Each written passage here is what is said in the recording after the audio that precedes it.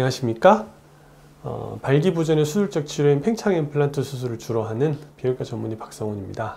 이번에 이제 독일의 키엘 대학에 다시 다녀오게 됐는데요. 팽창 임플란트랑 그 인공요도 괄약근 이거를 같이 하는 강의 코스가 이번에 새로 생겼어요. 키엘 대학에. 그래서 거기에 팽창 임플란트 강의 부분에서 제가 초대를 받아서 갔는데 다른 목적도 하나 있었습니다. 마취를 어떻게 하는가, 독일에 있는 대학병원도 어떻게 하는가, 이거에 대해서 좀 더 배우고 싶었어요. 팽창 임플란트 수술을 이제 제가 항상 국소 마취로 했었거든요.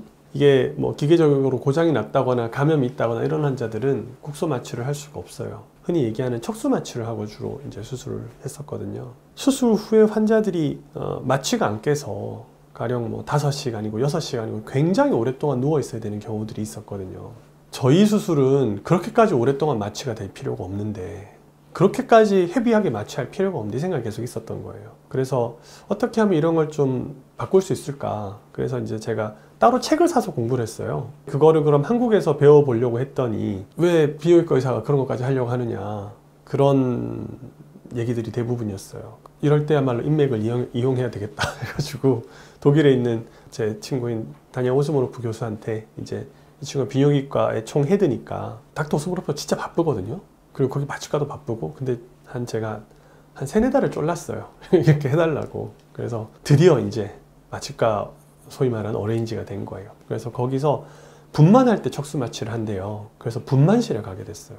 운이 좋았던 게 척수 마취를 하는데 그게 이제 교수님이 하신 게 아니고 마취과 레전트 2년차 선생님이 이제 척수 마취를 하는 거예요. 당연히 숙련이 안 됐지. 옆에서 교수님이 보고 있다가 너무 자세하고 친절하게 가르쳐 주는 거예요. 제가 배울 수 있는 게 너무 많은 거예요. 한 케이스 딱 봤거든요. 근데 더 안 봐도 되겠더라고요. 그만큼 정말 트레이닝이 좋았어요. 제가 이제 팽창형 수술을 10년 정도 했거든요, 임플란트를. 처음에 할 때는 팽창형 임플란트 그 한 분야만 하기에도 제가 너무나도 배워야 되는 게 많았고 알아야 되는 게 많았어요.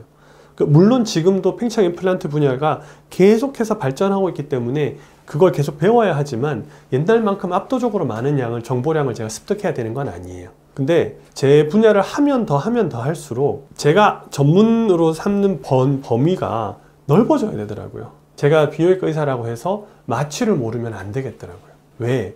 수술하는 의사가 마취를 이해 못하는데 어떻게 자기 환자를 제대로 볼 수 있겠어요? 정말 좋은 거 배웠어요. 이거는 절대 누가 얘기해 주질 않아요. 단순히 마취를 어떻게 하고 주사바늘 어떻게 찌르고 이게 아니에요.